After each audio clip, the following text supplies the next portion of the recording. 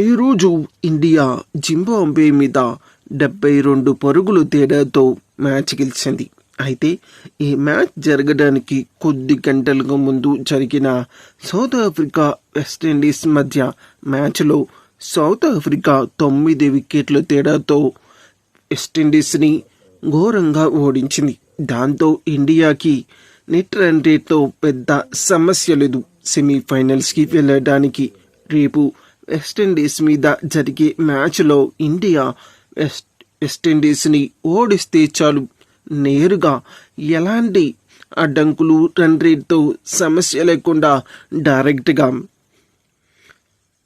సెమీఫైనల్స్కి India వెళ్తుంది. కాకపోతే టేబుల్లో మాత్రం మనం టాప్ ఉండం.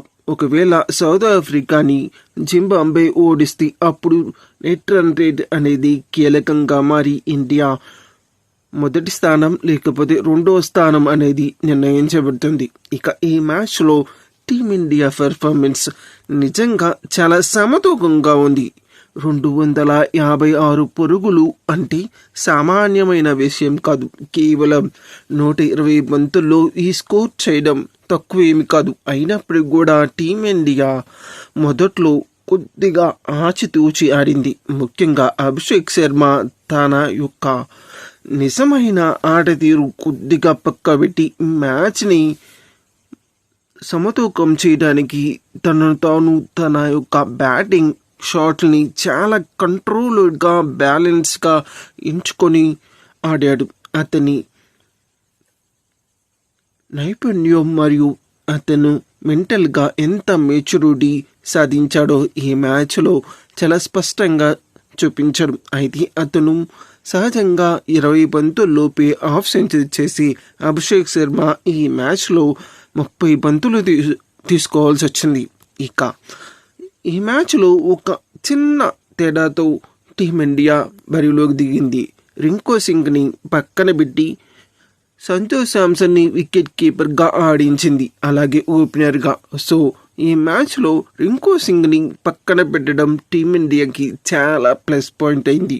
ఓపెనర్గా వచ్చిన సంజు శాంసన్ అభిషేక్ శర్మ మీద ఒత్తిడి పడకుండా చాలా చక్కగా సమన్వయంతో స్కోర్ బోర్డ్ని పరుగులు పెట్టించడు. అయితే దురదృష్టవశాత్తు తన వీక్నెస్ పాయింట్ షాట్ ఆడి క్యాచ్ అవుట్ అయ్యాడు. ఆ తర్వాత అభిషేక్ శర్మ ఈశాన్ కిషన్తో కలిసి చక్కటి భాగస్వామ్యం ఏర్పరిచి టీమిండియాకి 100 పరుగులు దాటించారు.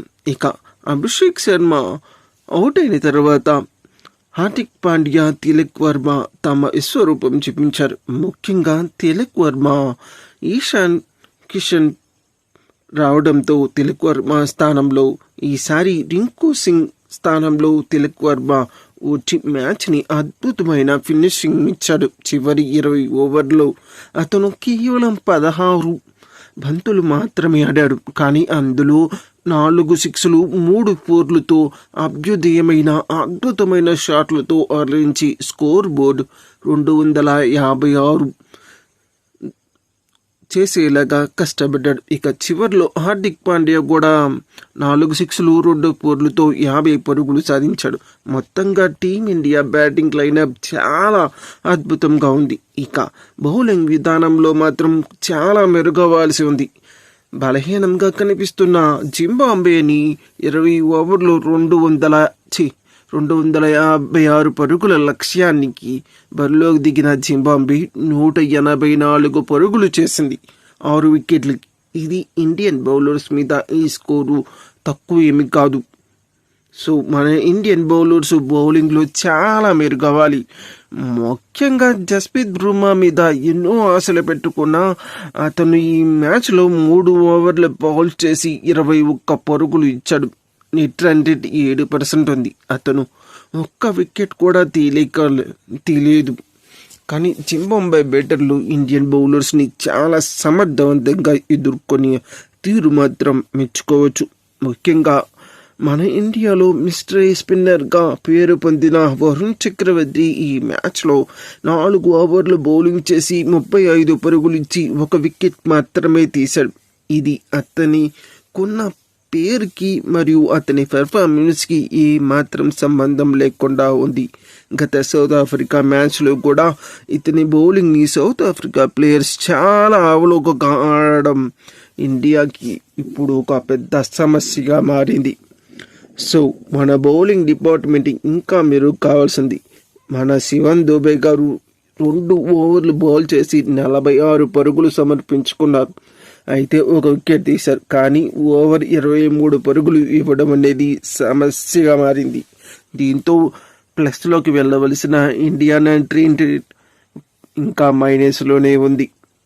ఇది ఈరోజు జరిగిన మ్యాచ్ డీటెయిల్స్. అయితే టీమిండియాకి రేపు జరగబోయే వెస్టిండీస్తో మ్యాచ్లో గెలిస్తేనే ఫైనల్. ఒకవేళ భారత్ మీద వెస్టిండీస్ గెలిస్తే వెస్టిండీస్ సెమీఫైనల్స్కి వెళ్తుంది. ఓడిపోతే టీమిండియా టోర్నీ నుంచి నిష్క్రమిస్తుంది, ఎటువంటి సందేహం లేకుండా. సో ఇది ఫ్రెండ్స్ ఇండియా సెమీఫైనల్స్ సినారియో.